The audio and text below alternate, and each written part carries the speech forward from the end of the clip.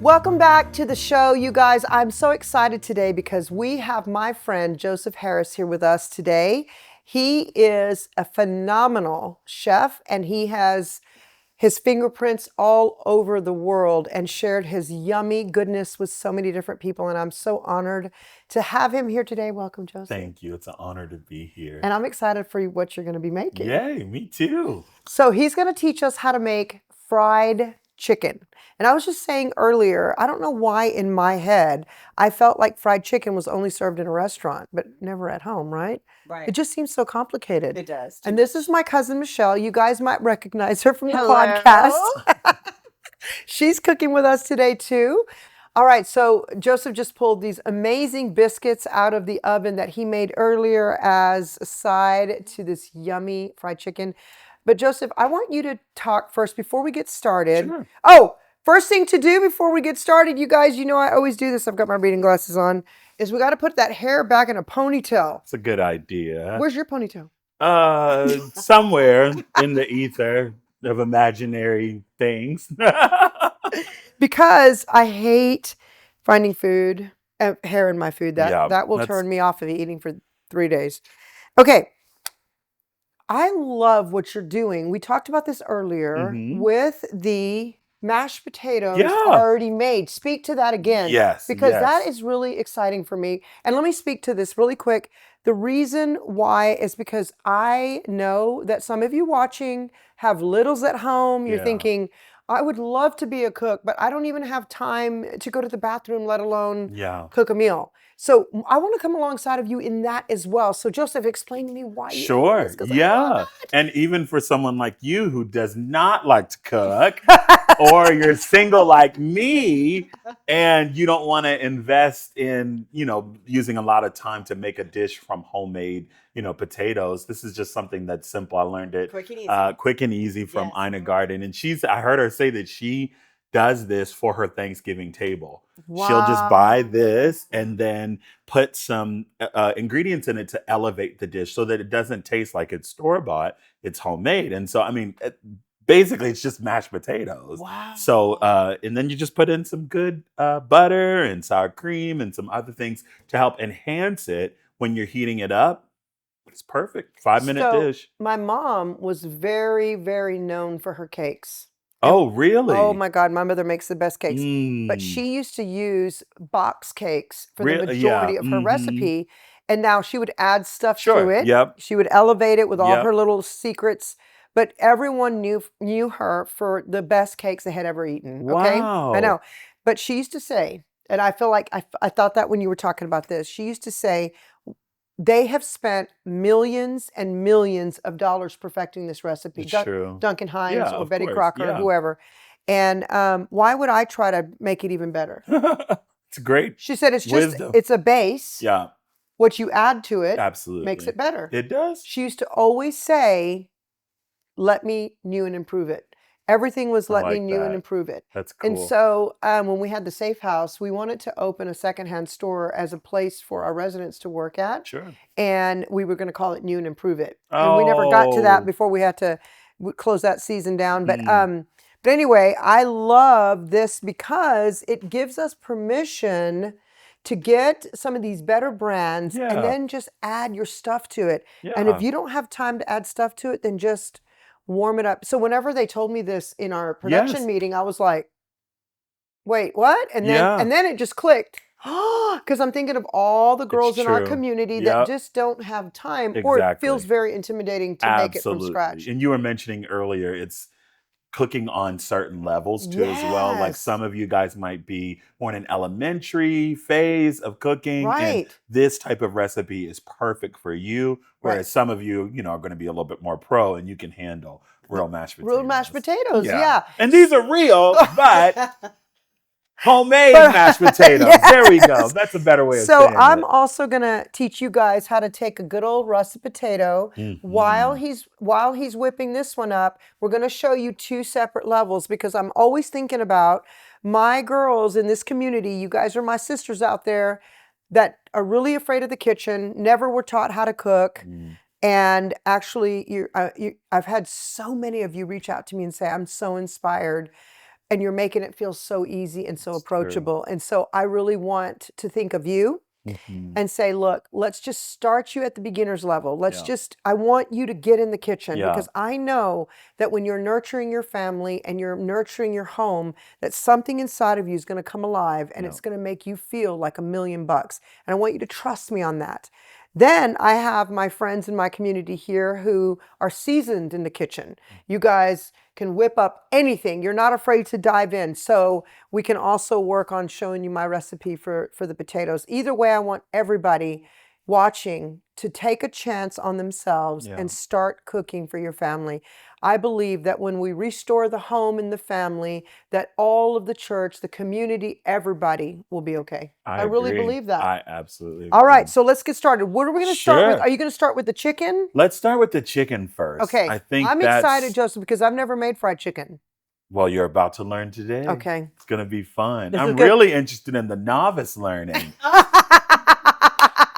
This would be. I just came to me like if I can get you to fried chicken, I think a miracle's gonna take place today. Yeah, I'm a little freaked out about frying the chicken. I'm like, with the hot oil. Yes, maybe what I can do is have you Like, floppy it in and- season it and all that stuff. Yeah. Yeah. My biggest thing is, like, how do you know when it's done? We're going to That's what I talk freak about out that. about. We're going to Yeah. learn all of the That's a tricks really good with question. frying chicken. We were talking about my mom frying chicken earlier. And so Yeah. I learned a lot from her. And then, of course, just with a culinary background, I learned the technique of frying chicken. And so combining the old world plus the new world school of thought with all of Mhm, that, I think is mhm. what makes it really, really good. Mhm. And so it's very basic. Anybody, let's start with that.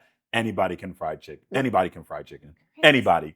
Okay. You just have to learn the technique. And so to start, I mentioned this in the video earlier that it's easiest to fry chicken wings because they're very forgiving. Okay. They do not take as long Mhm. as a regular like chicken thigh, which is going to take the longest. Okay. It would take 16 minutes to 18 minutes to do a chicken thigh, whereas with chicken wings, it might be 12 to 13 minutes. Okay. Yes. If you Wow. prepare it right. Okay. And so I am team wash your chicken. Me too. I was just going to say. Okay, Are you good. going to wash that chicken I'm team first? wash your chicken. Okay. And I know some people don't like that, and we don't need hate on the Why? comments Why do because they say we don't, none. And if you hate, we just won't pay attention to you. That's right. So the biggest thing with reason why people don't wash it, and now it's just a new thing that all these chefs are saying, Yeah. because of the spread of the bacteria. Right. No one that I know of has died from salmonella that I know of personally that Right. doesn't wash their chicken ever. Right. That I know, and that have been doing this. Actually, I'm not even gonna go there because my mom would do some unsanitary things because they didn't understand back in the day. Like, don't do that. You could die. Yeah. You know, like leaving your flour. A lot of older people would use the same flour every time that they would fry their chicken. So the or raw do chicken So going- the raw chicken and going, that's disgusting. Do not do that. That's definitely an old world thing. Don't ever do that. Always throw Yes, everything away. always throw everything away and start fresh and anew. But again, the biggest thing is just, having to disinfect everything once you are You know working what's so with raw funny meat. is, so my sister-in-law was over Mhm. yesterday, and she was teaching my son how to slice chicken. I always rinse the chicken. Mhm. Yeah. I never thought twice about it, and my husband does. And then my sister-in-law, she's like, "Oh no, you don't do that." And I was like, "Why?" And she said, "Because of the contamination, the cross." I was like, "In my sink?" Like I've never washed chicken and then cleaned my sink after it. But and you've been yeah, I just fine. thought You it was never got interesting, sick. and then you have brought it you? up. You're Yeah. fine. I didn't Tomato, even know tomato. that. It doesn't Yeah, because then matter. bacteria gets in the sink, and that could. No, Yeah. you'll be fine. Oh. Now, don't sue me if I'm saying this and then you get sick or something. Don't say I told you. But what another big thing is, and thank God for my mom for this, is see all these little feathers? I'm on purpose taking them Okay, out. I was going to ask you about that. Yes, Never noticed just feathers because there. I don't want to eat feathers, so I'm a little bit more meticulous. never My done mom or my that. grandmother used to actually take a knife and just do it like this, ever so slightly, and then the residue from the feathers will be on there. And so, so right now we're just taking. I've never even noticed that. Yeah. No. Let's just push all that to the edge of the counter so we can have so we can show everybody what we're doing. So we want to clean the chicken really And well. all of the- yeah. if you're buying it in a grocery store, it pretty much comes cleaned, Yeah. for the most part. But like if you don't want a lot of this fat, which nobody really does, in Louisiana they do. They Let me take this tell you. extra And fry and it. fry Oh it. yeah, baby, that's the best. It's like It's so it's like good. we eat Chicharron? chicharrones. Yes. Yeah, we eat the pork rind fried. Oh It my God, is it's so good. delicious. So these So we're actually look pretty looking, clean. We're yeah, looking just for any hair. any hair, any gook, which You saw freaks. something? Oh, I You just saw a did? little, I just saw a little piece of hair or Oh, something. let's like get that a out. little wing? Yeah, I mean, a no little hairs, feather. no feathers. We gotta take the feathers Thank out. you to my mom for always encouraging me to do that. To take the feathers. Yes, take the feathers off. Yep. Yep. Golly, you know how many feathers I've probably eaten in my Oh life? my gosh. I have not even known It's to a do personal that. preference. At the end of the day, it's getting fried. So, Yeah. Look at that. yeah. I would never do that. This part actually, I think, is another thing that a lot of people who don't like to cook, they don't want to touch raw chicken. That's my daughter. And so you can wear gloves if you're just beginning or if you don't like the feel of chicken. You can do that, but you don't have to do that. So if you are just learning how to do this and you're just wanting to start with chicken wings, what I encourage you to do is instead of frying it whole, just cut it in half. Okay, So that way the Oh, you oil have is going directly to the bone. Whereas if it's together, that's why people undercook chicken oftentimes, is because their oil is not going directly into the meat or to the bone to cook it. Or I've seen it done in so many different ways. Look, It's undercooked and it's raw meat. Yeah. It's undercooked and the bone still has blood coming out of it. Or it's overcooked and it's dry and nasty looking. Yeah. So I encourage people who are just learning how to cook, just cut it in half like this. And now you've got chicken wings, like buffalo wings. That's funny. Your friend just told you about not washing your chicken. Yeah. That's hilarious. I was like, what? Why? And yeah, because of the contamination in the sink, I was like, oh. I mean, I didn't. Yeah. I didn't even mention to her that I don't even wash the sink after I. Yep. after Just I if you do rinse it, and took just off. literally put some bleach, spray. You're fine. Yeah.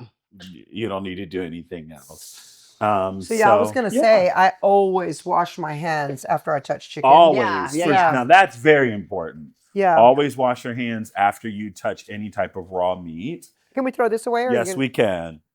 So you're not using these because they don't have any meat on They them? don't. Okay. They do not. I mean, some people like it just to chew on them. Yeah. That sounds a little ghetto, but people do like doing that. Sounds a little ghetto. If I may say. Okay, so now we're just going to wash our chicken really good. And then you just dry it with a nice paper towel. Perfect. And just leave that right there. So for the recipe, I'm just going to really focus on the wings. Okay. And then I'll dredge this since that's for us. Okay, what does dredge mean? Dredge, meaning submerge it in the flour or in the, whatever liquid. And you're going to show us how to do that, yes, right? Yes, I am. All right. And so now what we're going to do is season the chicken. That's probably another thing that everybody needs to learn. I probably say this on every cooking show I go on. The first time ever was on Food Network. There were 10 of us that were home cooks competing in this show. What show was that? It's called All Star Academy. Oh Yep. my gosh. And so, see, we have a celebrity here. We didn't even oh know it. gosh. Well, anyway, I was on that show and they yelled cut after the first episode and they said, great job. You guys did good. They said, but not one of you knows how to season food. Not one of you. All 10 of us from all over the United States, they said not one of you know how to season food.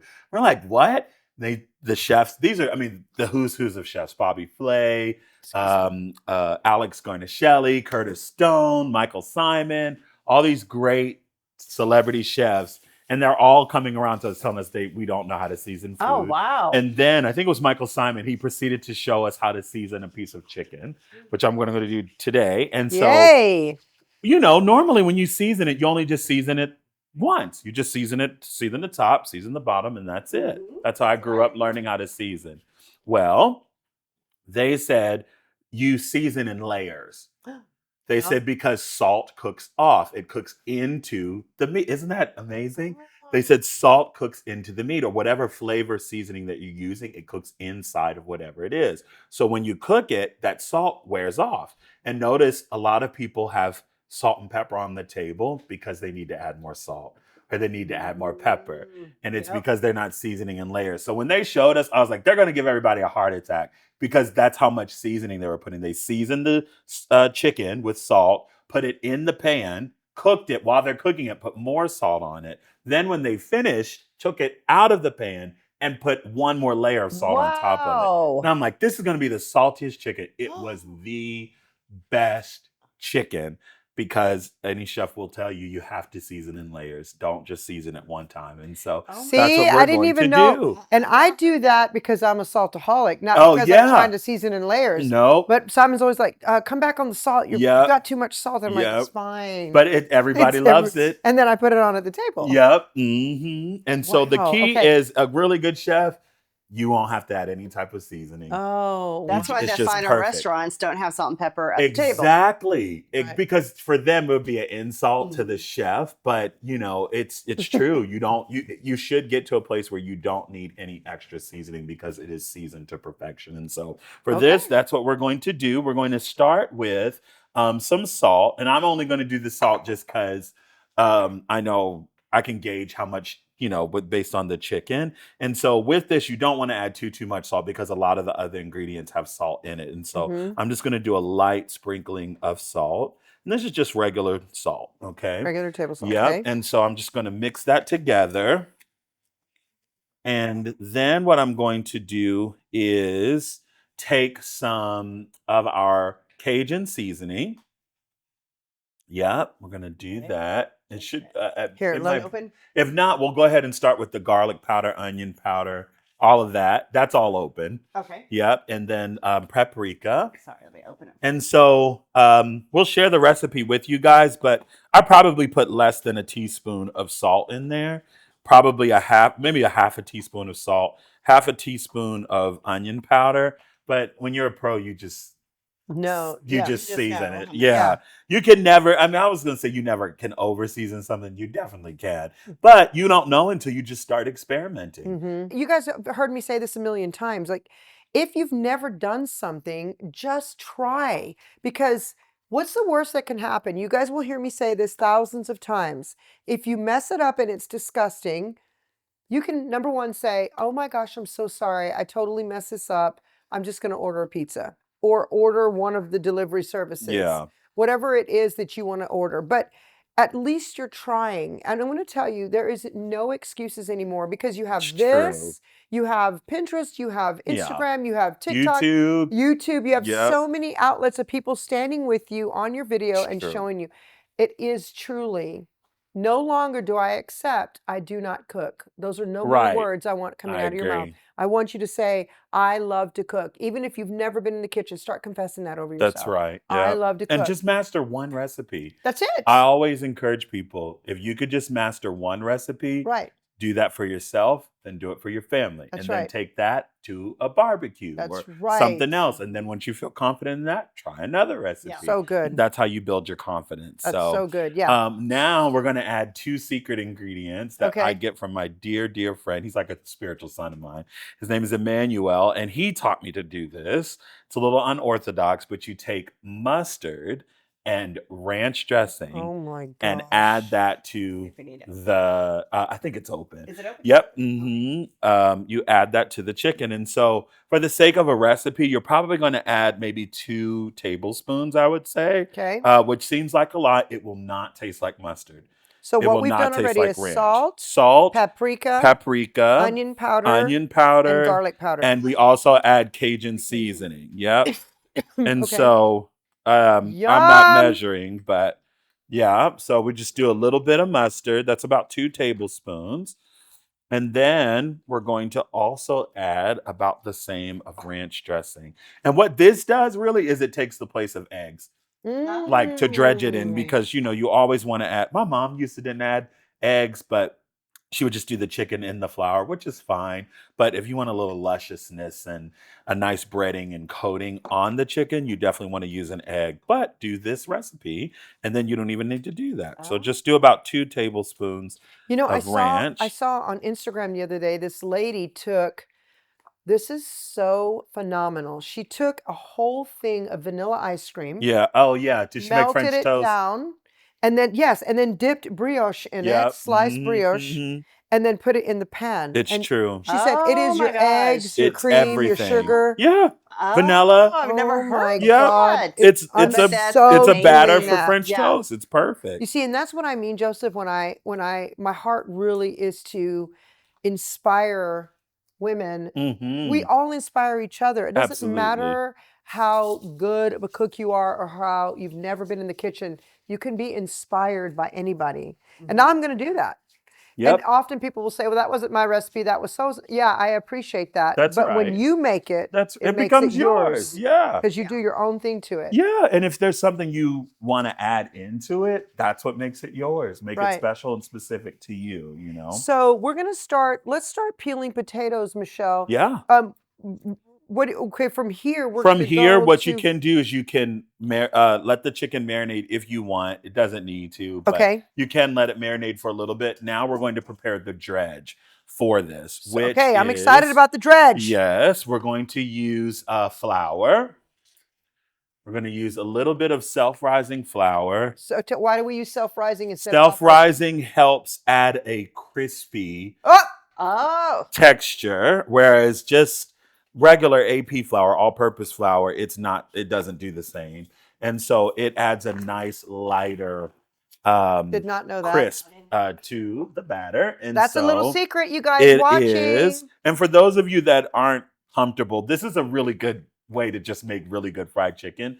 Take flour and self-rising flour and then mix it with a chicken batter mix, a chicken coating mix, which is it's basically almost like shake and bake. Don't use shake and bake in this recipe, but but it's almost like that, but it's specific to fried chicken. Okay. And so what I do is I pair the both of them together. So this one particularly is Louisiana mild Mhm. fried chicken tender Yep.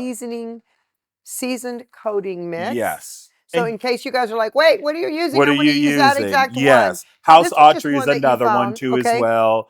Let's see There's what so this- many different ones. Okay. House Autry chicken fry. So you're Uh, looking for seasoned coating mix. That's okay. exactly right. Yes. So it doesn't matter the brand as long as you have it. You're just Okay. mixing it all together. And so Wow. all of this is just so adding depth of exciting. flavor. And this is seasoned. So that's another reason why you don't want to over salt it because this has a lot of seasoning in it too as Okay. well. But again, it adds depth of flavor. Okie dokie. And so the good thing is this is our dredge.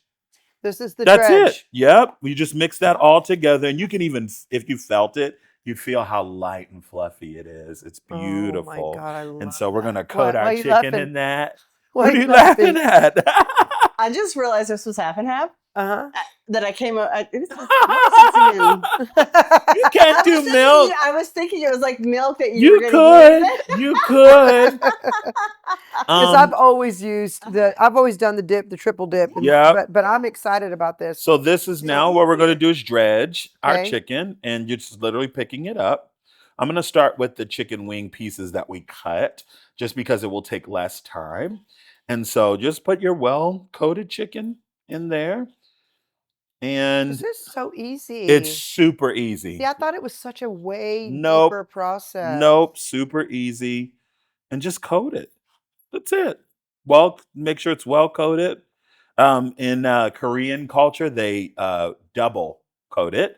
So they'll dip it like this and then run it back in that and then dip it again Okay. to make it super thick, Okay. which And is so nice. if you wanted to get the chicken fried steak, which is what Yes. kind of steak do you buy? at you buy cube steak. cube steak? Yes, you Now, could do the same thing I with was going this. to ask you, or Yeah. chicken fried chicken. Chicken fried chicken is So just just a chicken, chicken breast. breast. Yep, it's the and same then you thing. flatten it. Yep, You can do the same thing. just the Okay. exact same thing. Because again, you're not getting the taste of mustard, the taste of ranch dressing. You're just getting the flavor. Okay. That will make really good fried chicken, fried pork chops. You can Okay. do the same thing with that. Okay. Fried fish, Okay. same thing. Anything Oh you my want to fry, gosh.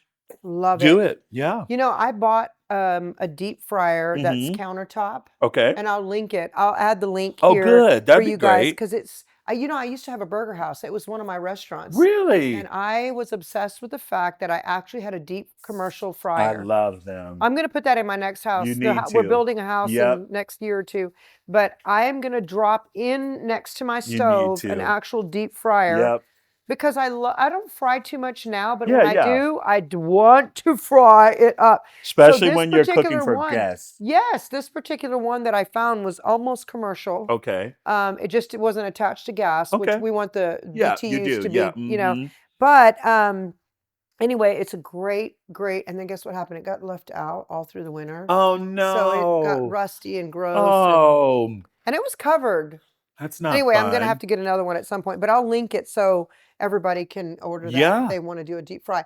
But what we can do is show everybody what we're Let's doing. move on over Let's here move on over because that here. would be a good Yeah. thing to show you guys some tricks. And you're gonna do 12 minutes when you're frying these? 12 to 13 minutes. Okay. Yes. All So right. I'm going to show you guys a trick to make sure that the oil is ready Okay. and that the temperature is perfect. So let's go on over Okay, here. let's do it.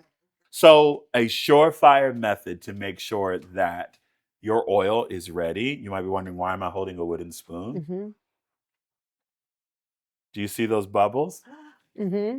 That's how you know your oil's ready. Oh my gosh. Just take a How wooden easy is spoon, add it into your oil, and once it starts bubbling like that, you know that your oil temperature is ready. You Perfect. can use also a cooking thermometer Mm-hmm. and just add it in, and of course it'll tell you when it's 350 degrees.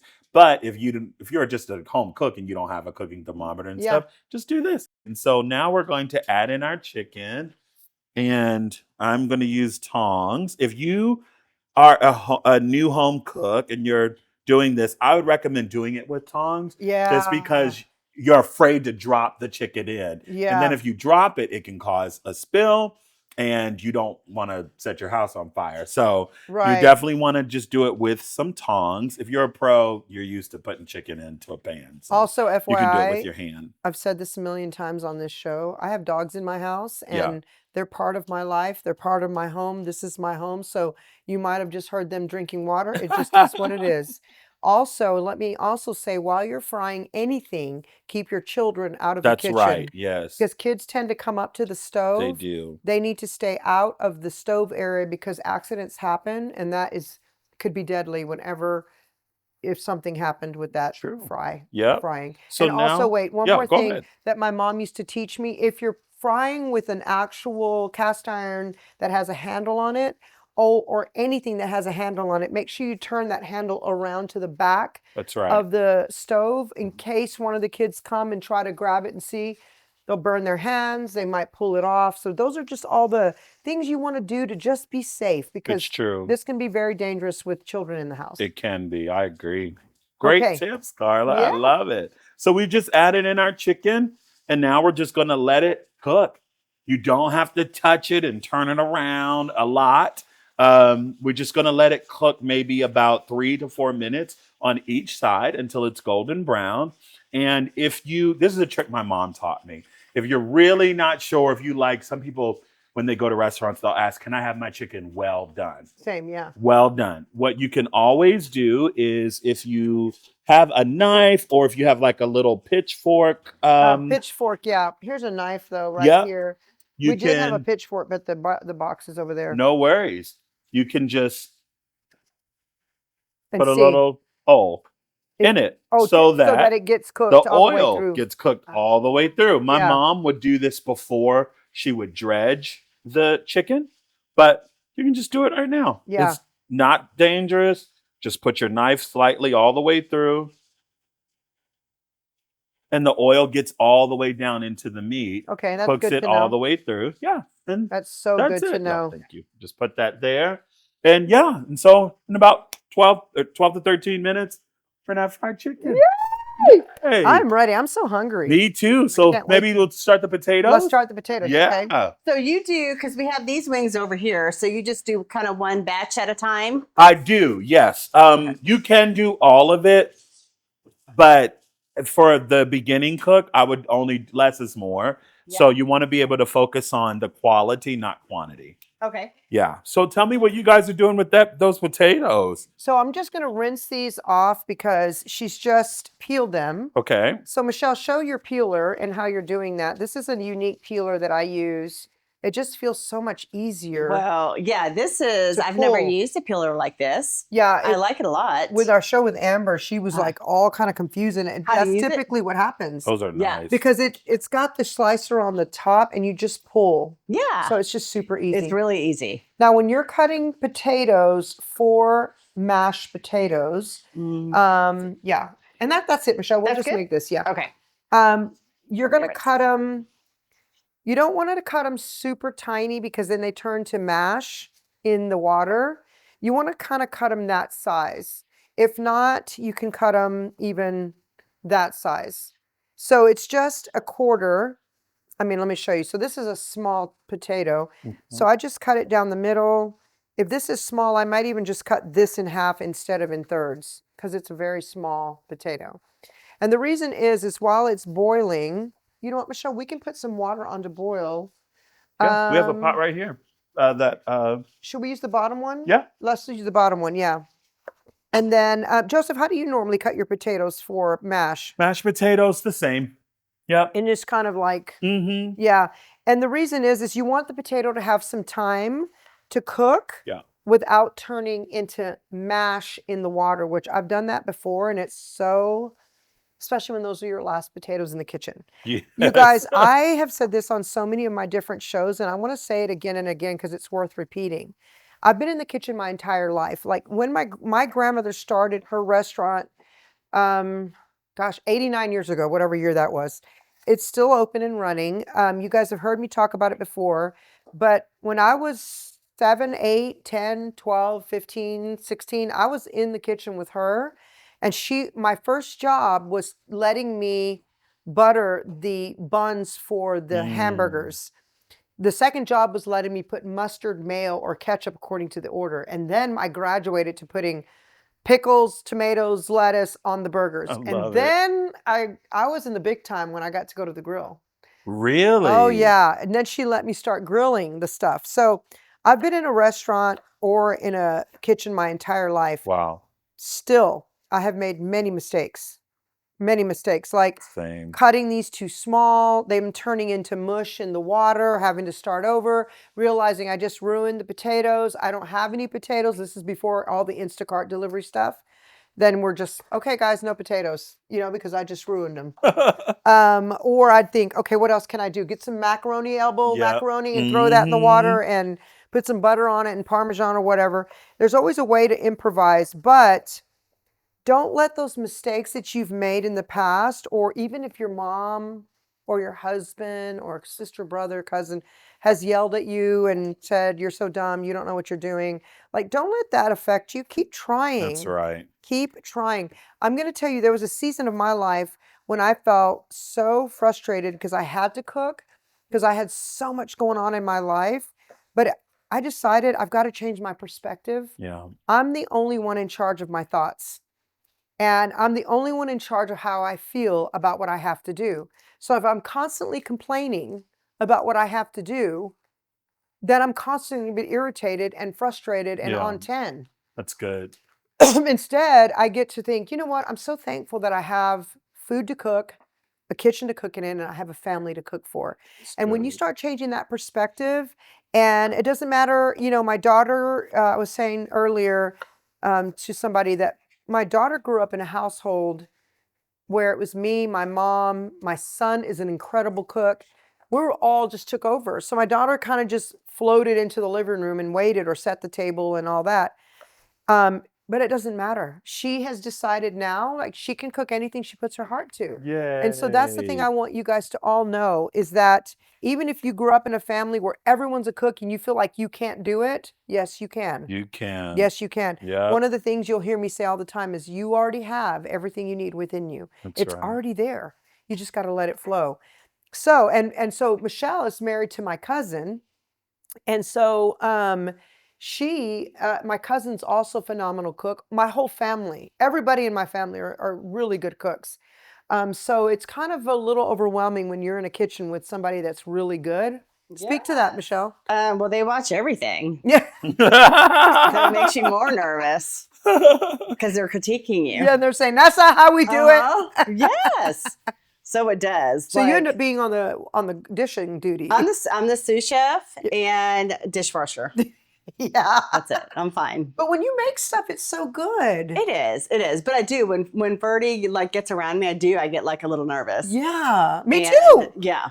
Because he'll go, that's not how you I do just it. feel like, can you just go sit down in the family room? Yeah, just let me get on with it. And so now, like, and you know, with seasoning, like, I love what you said, Joseph, about the seasoning, because he never thinks I season enough. And I feel like I over season. Okay. I'm like, really? And he's like, no, you need more. And I'm like, okay. Wow. So, yeah. And seasoning is a personal preference. Like if you need a low sodium diet and stuff like that, definitely don't season it the way we just did. Yeah. But if you're in the clear, all that, you'll be fine. But seasoning is very personal. And so even if you want to recreate this recipe and you want to leave some of the salt out or something else that you don't like, definitely do that and make it specific to your palate. I want to ask you one question that we Sure. asked some of the other guests. Sure. If your apron can talk, Okay. what would it say about the memories that it has? Oh, that's beautiful. And I'll tell you what my answer was on the last show. Yeah, please. I said that I felt like my apron would have heard me cussing a lot from all the mistakes I made. I love it. Okay. My apron would have heard me crying sometimes because I got it wrong. Yep. My apron would have also seen me laughing and felt the joy of putting the food from the counter to the table and then being able to watch my family eat it. Yep. There's nothing better than a dirty apron to me. Yeah. So what would your apron say? I agree. My apron would probably say, we can put that feel on the love. Like in everything that I do, I always want to have a example of what real love looks like. And so I want to even make sure that that's palatable in my food. And so I'll pray over my food and just say, God, we've been talking about that. I love doing that. Just pray, What do God you say? bless So tell it. me. Yeah. Well, I just ask God to bless it, but then I say that people would feel his love when they eat this food. Because again, food just brings, you said it, people together. It reminds you of family, and everything is centered around the table. And so when you're able to have that experience in your food when you make it and then have other people enjoy it, for me, there's almost nothing better. That's right. I Michelle, love I'll come that. help you with that. Okay, I'm like, yeah, I can hear it. Click, click, click. But here's the thing. This particular burner, and I'm not going to say who made this because I don't want to give them a bad name, but this particular burner doesn't work very good for me. It's very frustrating. Okay. So I just use that back one.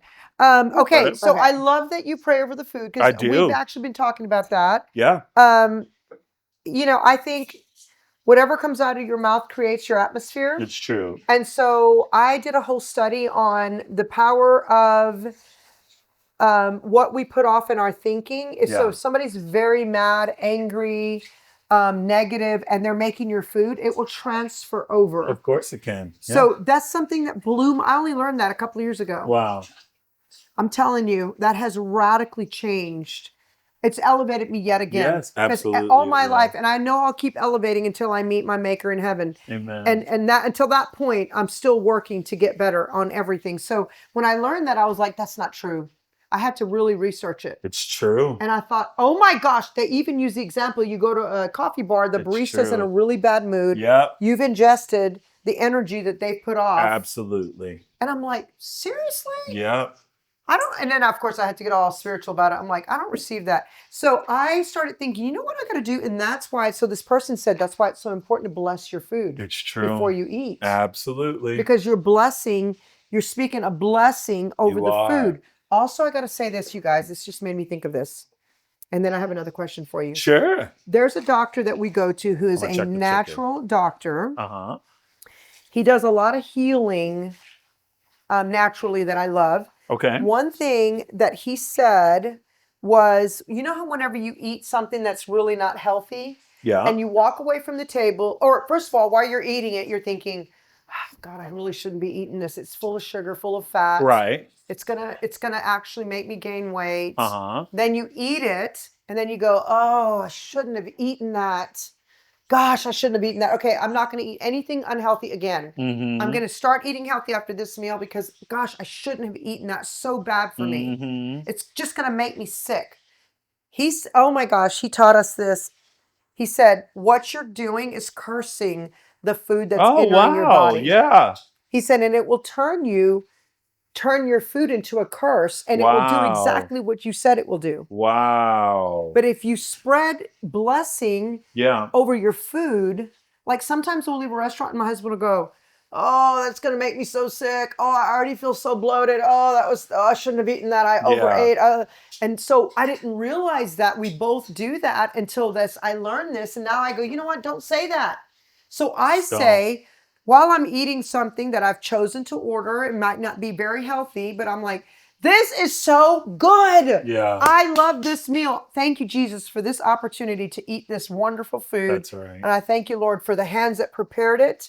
But when we leave, even if I might feel very bloated and full, I'll go, man, I am so full and so happy. That's right. I thank that food for entering my body and Yeah. doing the job that it's supposed to right. do. That's right. So that's like another shift in thinking, Joseph. Yeah. Like, we don't know these things. We don't know how we're just cursing ourselves. It's true. With our own words. Yeah. Right? It's true. So let's just enjoy it. Why not? Stop regretting it. It's true. You know what my father-in-law said once? He's passed away now, but he said, because he's heard us, all the girls in the family constantly moaning about the calories. Mm-hmm. He said, enjoy your food. That's right. You never know if you're going to die tomorrow. Then you're going to be stressed all in instead of enjoying the good food. That's right. I was like, amen to that. Amen is right. And so to counteract that, what I decided to do is start adding healthy things. Of course, yeah. So I wanted to, instead of depriving myself of the things I love, Right. I'm like, I'm going to add in chia seeds. I'm going to add in protein. I'm going to add in fresh squeezed juices. That's right. I'm going to add in a salad that's full of goodies. Yeah. And that way I'm not telling myself, you can't have that. That's right. Right? Yeah. So then we can everything in moderation. Indulge. Yes. Because I love to indulge. At the end of the day, you want to feel good. And it's not just about eating healthy, but it's the quality of the taste. Right. That whole experience. That's Experience right. is your whole brand, which I love. I was just about to experience. Why not experience good food? That's right. Yeah. You know what? We get too stressed out about too many things in life. We need to start, okay, I got to share something for the first time. You guys are going to hear this. And I'm going to brand it myself. I'm going to give credit in the description because I can't remember the name of this guy that I follow on Instagram that I'm obsessed with. He's a neurologist, but he's come up with a new thing called Spark. He goes, instead of being triggered, we're going to be sparked. So too many things in life trigger us and we focus on what triggers us. Right. So I'm being triggered because I'm seeing something that reminds me of the trauma. I'm being triggered because my parents are arguing. Right. I'm being triggered because somebody's yelling.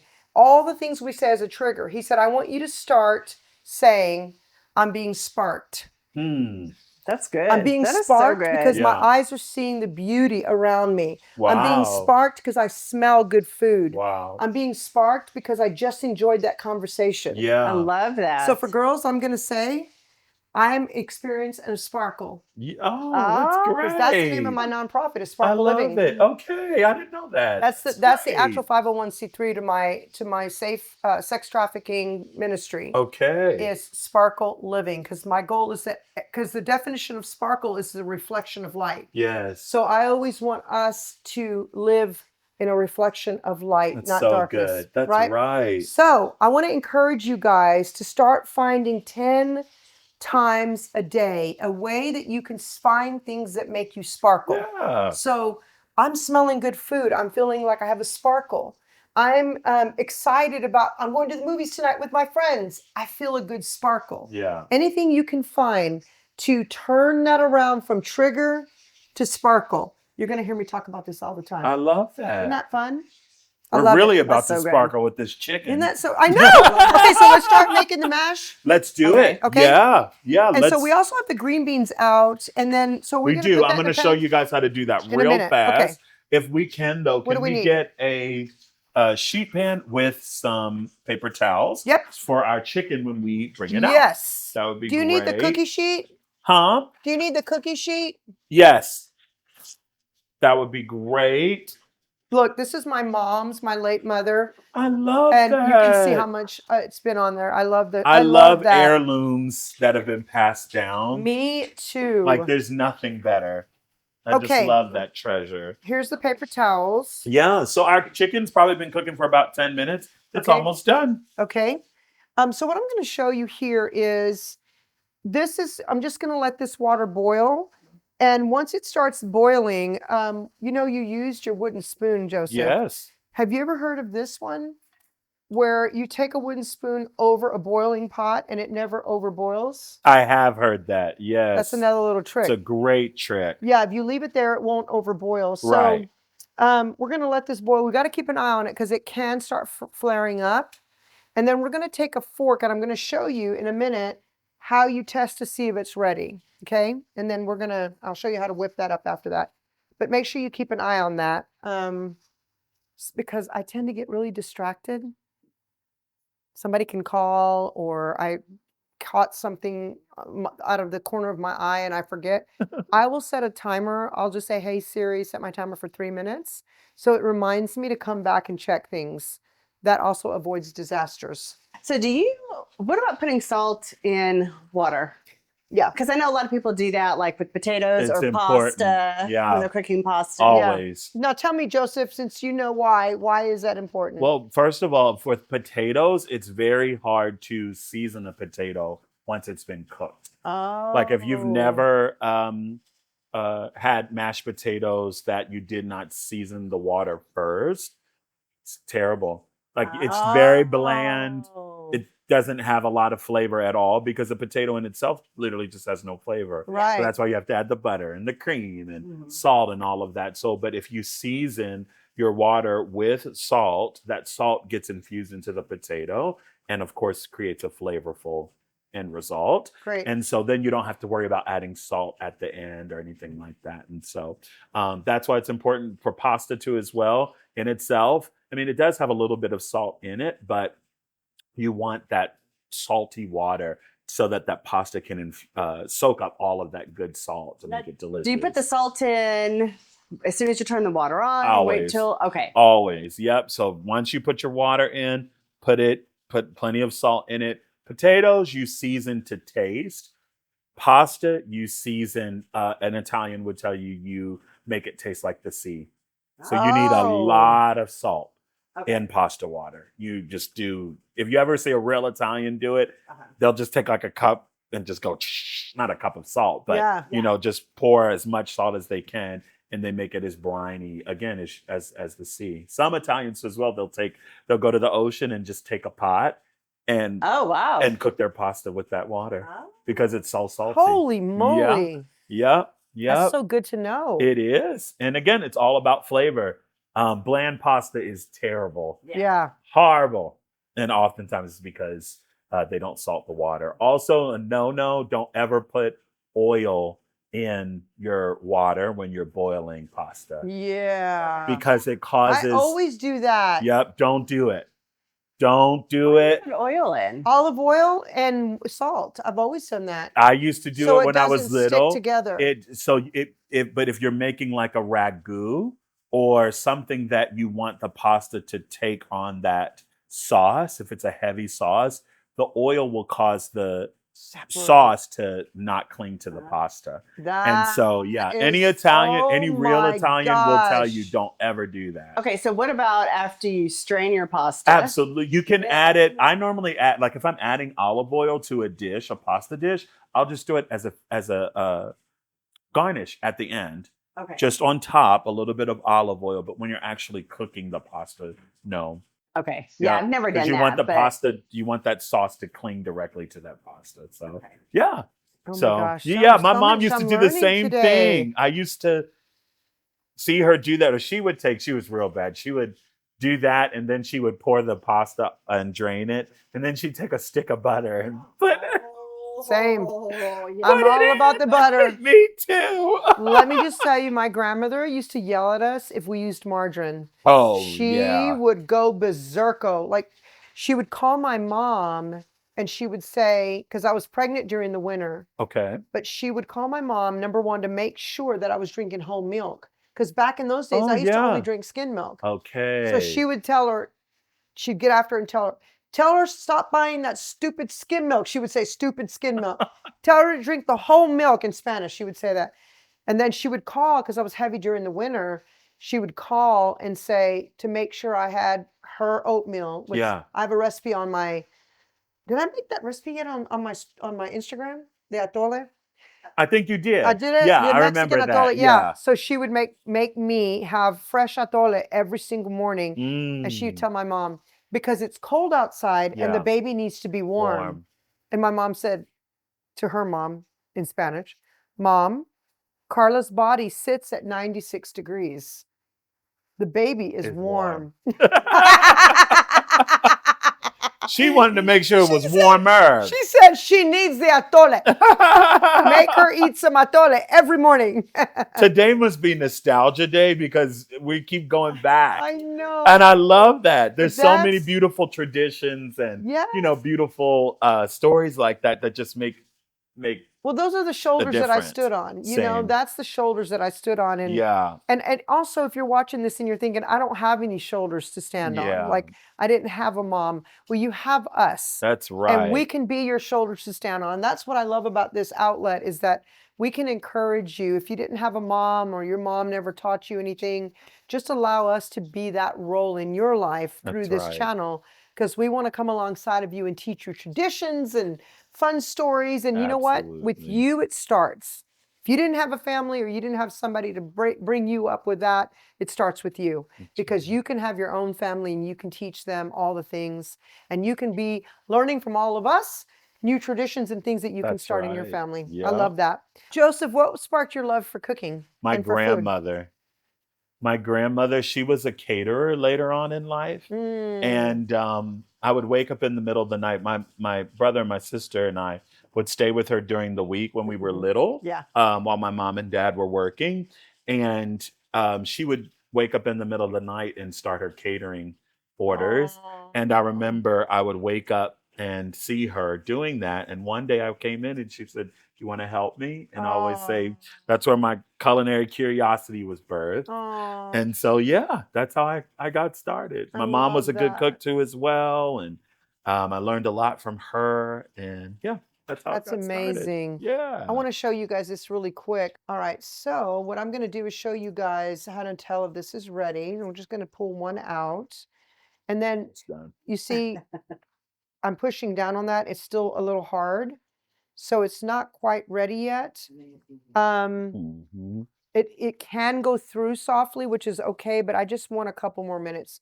And then I'm going to show you kind of how to tell when it's just perfect. Now it's done, and you can see here. You see now I'm pushing down and it's just going to slightly break. That's perfect. If it goes through too fast, it's almost overdone. And then what I want to make sure everybody understands is, now that they're ready, now it's kind of like Speedy Gonzalez to get it off the fire and out of the water, because it'll keep going and keep cooking and keep smushing it down. So you want to get it out of the water as soon as possible, and then we'll put it back in to then dress it. All right, so we just took that off, drain it, take it off the fire, get all that water out, and we're going to put it right back in the pan, because I still want the heat of the pan as I'm getting ready to do the actual mash, but we don't want the water to continue to cook it and all that. Get that off, and you don't rinse that off because you want that to be hot so the butter will melt. So I have probably 1.5 sticks of butter for this, and I just cut it up into little pieces, and then I'm just going to put some milk in it. So I normally would use a whole milk, carnation milk, which is evaporated milk, or buttermilk, okay? Buttermilk's good. Avoid using skim milk unless you're on a massive diet. Ugh. So I'm going to put a little buttermilk. I haven't done that in a long time. That's just going to make them so rich. And let me also tell you, when you're adding your milk, go slow, because you can add more. It's harder to take it out. And this is why we want the potatoes to still be hot, because we want them to be melting this butter as we go. You can always add milk. It's harder to take it out. So let's do that first. And then you can always rewarm this, and say you've got to make this, and then you're nobody's at the table, and these are going to get really cold. Just wait until right before you serve, after they're mashed and ready to go. And then you can turn the fire back on and just add a little bit of milk and just kind of keep stirring it. Oh, I just burned my hand. Keep stirring it because it'll burn really easy on the bottom. You see, so that's a little stodgy to me. So I'm going to add a tiny bit more of milk. And then I'm going to start adding all of my seasonings as well.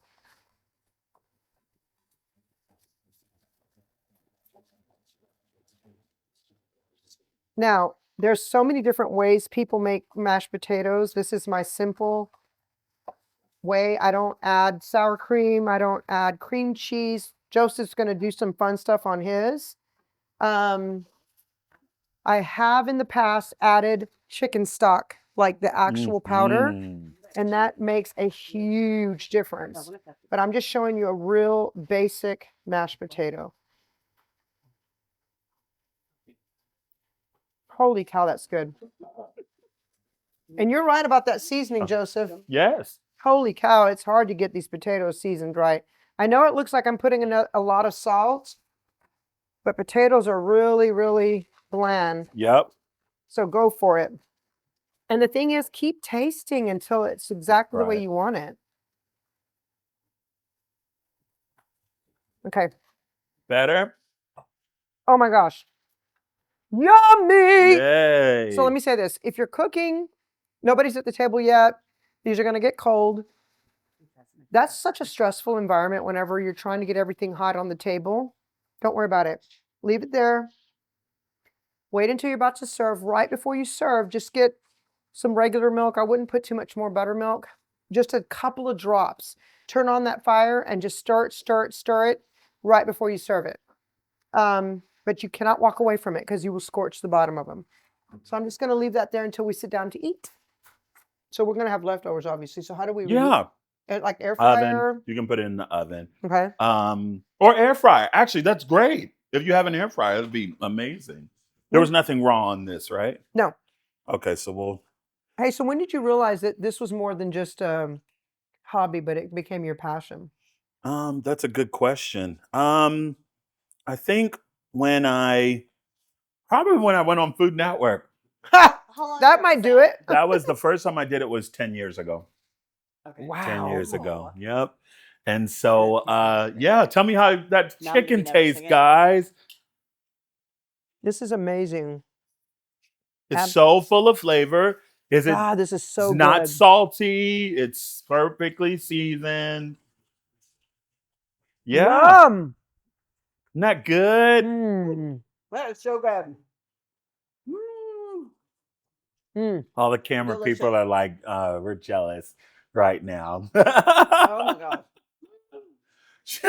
You always know it's good when no one's talking. Carla hasn't said a word. Oh my God. I love it. I just got a little gristle, but that is amazing. It's delicious. Yay. Okay. So you're going to throw those in there. Yeah, I'm just going to throw these in and we can keep, if you guys want, I can just tell you guys what to do with that, with the potatoes.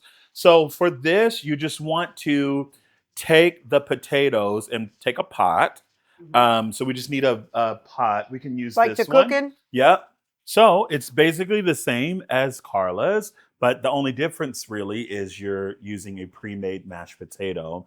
And what you're going to do is just put everything in the pan.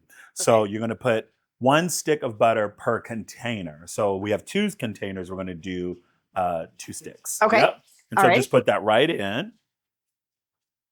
And it's good if it's at room temperature because then it won't take as long. Okay, these are, so that's good. Yeah. And these come really already seasoned, but I'm going to show you guys a little trick too as well. Do you salted butter or unsalted? Salted, always. Always? Even in baking. I know that's You not always do salted? Same. Always. Always. My yeah. cousin gets on to me. She's like, use unsalted. I'm like, Can't do I it. want salt you everywhere. need that extra salt, even when you're dealing with something that is sweet, because it brings the contrast of the flavor. Okay. These are perfect. Yeah. So just put that right on in there. And then what we're going to do is add a little bit of sour cream. Okay. And this is what makes them luscious. You just add a little bit of sour cream. What would really make them good is if you go into the dairy section, look for creme fraiche. Oh yeah. Creme fraiche Okay. will light Love these that. up. You can do creme. We use that in England. Really? Creme fraiche is all they Yes. use. They don't have sour cream over there too much. Creme fraiche. You could, if you really want to, I'll call it bougie mashed potatoes. Come on. A little bit of white truffle oil. Oh. Oh. Yeah. Yum. You know what my sister-in-law puts in is that oh my gosh. That cheese that's the round, the bouge Boysen? yes, boysen. boysen cheese. Yeah. Mhm. She puts that in there. Absolutely. Yes. That would be good. Yeah. And I'm just going to add a splash of cream to rehydrate the potatoes. So half and half is Half good. and half. Or Yep. heavy cream. Or heavy cream. Okay. Yep. And also add depth of flavor, onion powder, garlic powder. Okay. Oh my God, I'm going to put some garlic powder. Yep. Forgot about Onion that. powder, garlic powder adds a little bit of a depth of flavor to the mashed potatoes. And then what we're going to do is you're just going to take it, put it on the stove, and you just heat it up. That's it. Super easy. That Yes. took less than 5 minutes. Yeah, that's great. You're slaving away for Thanksgiving or Yeah. Christmas, and you don't want to take the time to mash, peel potatoes and stuff. Buy that, put it on the stove, add a couple of these ingredients. Wham, bam, thank you, ma'am. Yep, I can't wait either. I want to good. try your buttermilk mashed potatoes. So good. I can't wait. It needs a little more salt. Oh, it does? Okay. You know what I'm going to do? I'm going to put a little chicken stock in it. Yeah, that'd be good. That's what I'm going to do. Put some chicken stock. Okay, and so we're just going to let that go. Let it melt. And let it melt, probably about 10 minutes or so. And okay. You got mashed potatoes. And you could, if you wanted to, this is not for the beginning cook. You definitely want to monitor this. But if you're an advanced cook, you can just turn it down on low, come back, stir it every 2-3 minutes. Okay. It'll be fine. Okay. So, and then we can go ahead and finish up with our whole green beans. Okay. And this is a fun, simple, delicious recipe. Is this butter? Yeah, I'm going to put some wax paper around that. Yeah. Oh, no. Can we use it? Yes, go ahead. Okay, Absolutely. perfect. Same thing. It's a dump recipe. Okay. Just, you can actually drain these a little bit. A little bit? Here, like you can pour all of those off. We'll keep 2. Okay. And we'll use the water in 2 of these. So we're just going to add this in. This is whole green beans. Okay. We're just going to add those in with some butter.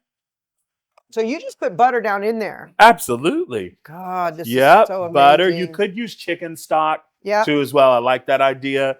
Another thing you could do is cut up some onions and maybe some red bell pepper and put a little bit of beef stock in it too as well. It adds a really good contrast of flavor. And red bell pepper. That sounds good. Red bell pepper. I'm going to add garlic powder, onion powder. These are staple seasonings. Season everything with garlic powder and onion powder. It'll just take your cooking to another level. Garlic powder and onion powder. And then to make it southern, we're going to add some bacon. Oh. But this is a trick. Instead of standing over the stove and frying bacon, just going to add a couple bacon bits. Oh my gosh, that's great. Yep. And get really good quality bacon bits. Real bacon bits, not the fake stuff. So, just put that in there. If you have a little bit of salt, you can add that in too as well.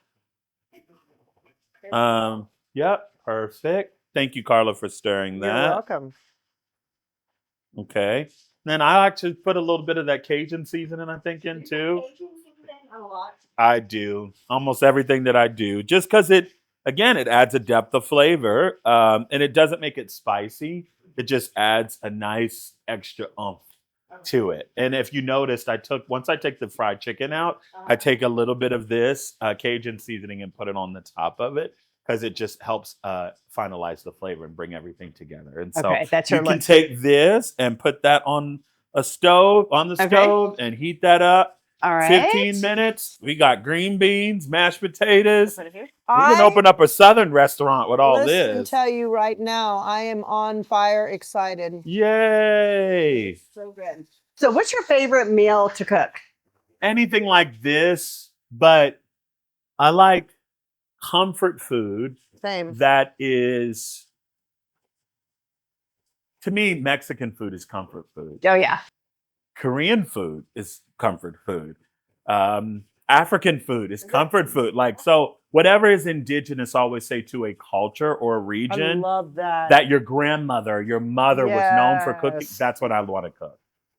So this looks a little liquidy. Yeah, There's- so you can actually turn the heat up and let the liquid reduce. Okay. It's going to be a little bit more liquidy only because it's a store-bought mashed potato. Okay. And of course, there might be some preservatives in that Okay. that make it like that. But again, it's part of the testing it out and seeing what works well. What's really big, especially in French cooking right now, is making very thin mashed potatoes. Oh. Very. Kind of. Almost. Oh. Like very, you run it through a fine sieve. I'll watch that one. Okay. You run it through a fine sieve and you make it very, very thin. Okay. Very, just like this. That's how they want mashed potatoes. It's not my favorite, but again, it's really good, especially when you're plating. If you're this would be really good with like a braised short rib, Yeah. like a red wine Yeah. short rib, with a nice gravy to go on top of that. But you don't want the texture of a firm potato. You want something velvety like this in it. So Okay. yeah. And we're basically almost done. I love This it. is getting so close to eating It is, time. and we are all I know everybody starving. in the back here is like starving and ready to Yes, eat. I wish y'all had a camera to show y'all's faces. It's it's hilarious how much oohing and awing they're doing. So if this is a good thing to show. See the blood coming out of that? Most people would think, oh, this chicken's done because it's brown. It's not done because the blood's coming out. because the blood is coming out. So that tells me that it's a temperature is fine. That just tells me that it needs to be flipped. Because it's a bigger piece of chicken, you're going to have to monitor it. Okay. That's why I always say chicken wings are very forgiving. Yeah. They're very simple. You can cook them, pretty quickly. Excuse me. But for larger pieces of chicken, you're going to want to have to monitor it. What is one thing that people really misunderstand about becoming a good chef? Yeah, that it's hard. Yeah. That it's That's hard. a misunderstanding that It's it's a hard. misunderstanding. I love what you said earlier too, as well. Just coming in with that mindset Mhm. of just believe in yourself. Right. And if you mess up, you mess up. Right. Every great It's not the end of the chef world. messes up. Julia Right. Child was known for messing That's up. right. She was. And she would say, there's no mistakes in the kitchen. That's right. You just, okay, like, oh, I didn't put that in there, or if it burned. Now the big thing is too, as well, like if you're doing cooking competitions, if you mess up, like sometimes things fall apart. So you say, we learn to say, oh, this is a deconstructed pineapple upside down cake. Ah, that's good. Oh, it fell apart. No, it's deconstructed. Oh, I love that. There's no mistakes.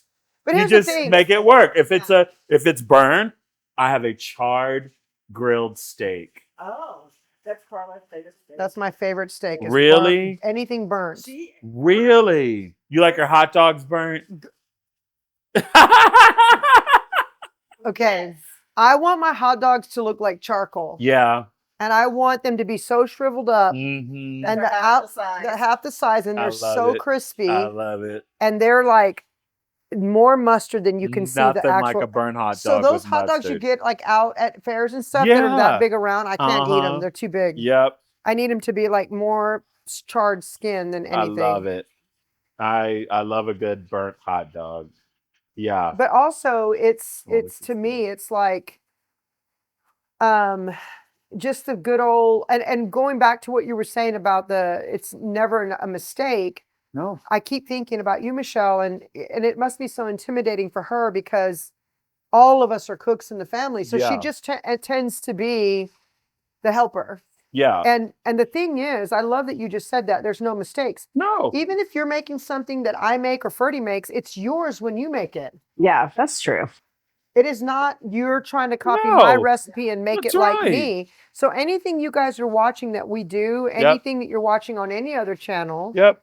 once you make it, it's yours. It's you true. put your hands in it. Yep. You put your seasoning, your blessing on it. My mom, her most popular desserts in my restaurants, they were her new and improve it. So she would make the mistakes. Yep. And she would reconstruct a new dessert from her mistake. Yep. And it ended up being our top seller. Yep. My best friend, Cassie, she made a sweet potato pie one time, and she bought graham cracker crust instead of a regular pie crust.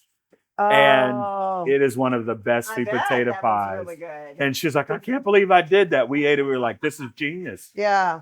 Everybody should make sweet potato pies with a graham cracker crust. That's her amazing. recipe. And now it's her recipe. That's it. And she's done it several times. It's amazing. I say that recipes and cooking shows is a framework to inspire you to try your own thing. Yep. And so I'm going to learn from this. I'm going to do it at home. Yep. I mean, I'm going to do it here for my family. Yeah. But I might add a couple of extra things that I might try once in a while. Same. And it makes it mine. It does. Yeah. Yep. It's all about ownership. Well, and it's also about, for me, there's so many multifacets to this, but my grandmother used to always say, panza llena, corazón contenta.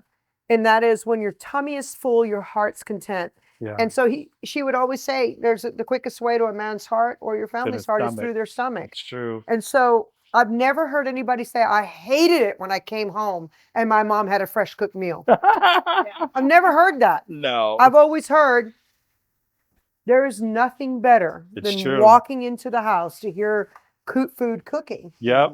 And Michael used to say, Michael, my son's a great cook, but he would say, I'm going to need him to cook for me. Mom, make me something. I'm like, you know how to make that? You make it better. He goes, no, it's different when you make it. It's true. It's true because it's yours. Yeah. Yeah. And that's what we want, But you know what it is? It is the love. That's what it is. Yeah. It's an extension of love. It's and true. The thing I'm obsessed with is the Hebrew culture, the Jewish culture, they see the table as a place of worship. They do.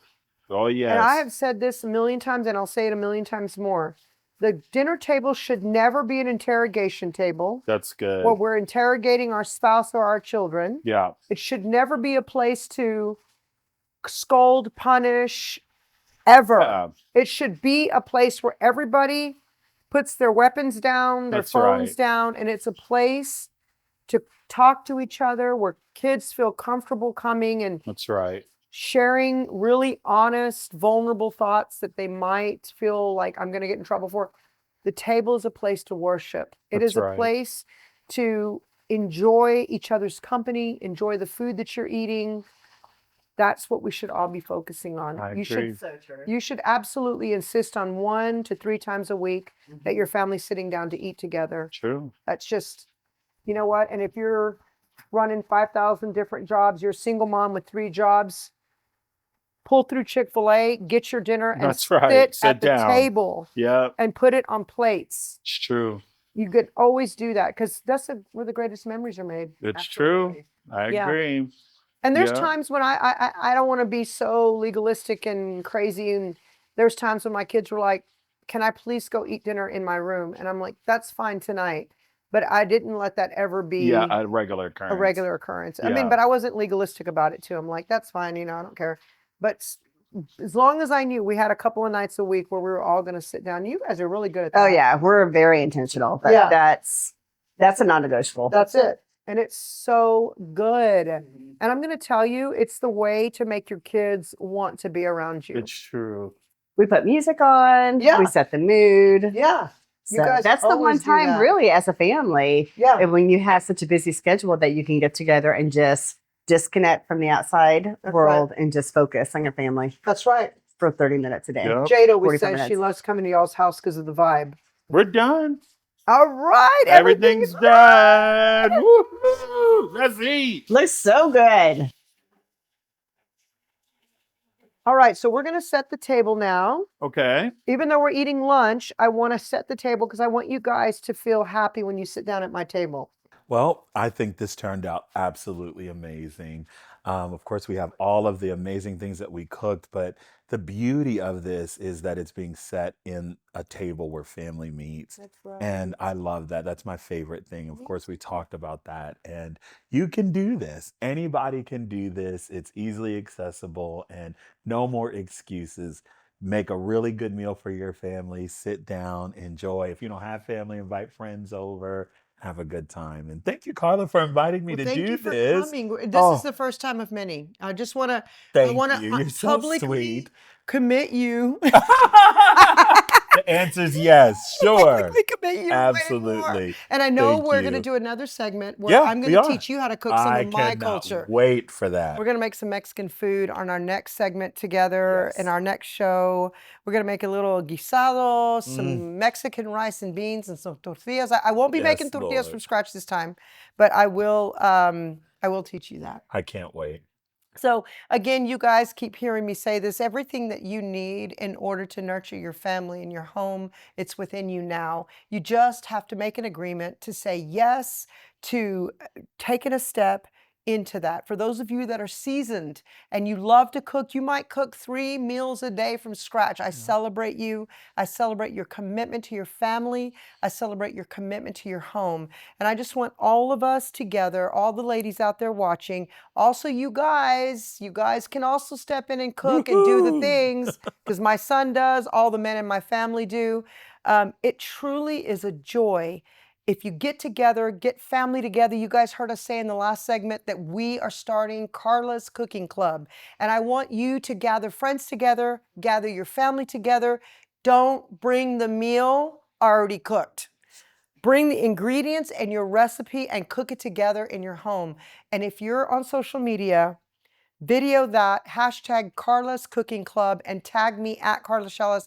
I want to see what you're doing. I want to celebrate with you. Please communicate with us. All the information is down in the description below on how you can become part of this club because our whole passion and our vision is to see that families come together, homes come together, marriages come together, all the things, the singles, the friends, all the things come together and celebrate living and be intentional in doing that. Thank you guys so much for watching. We'll see you next time.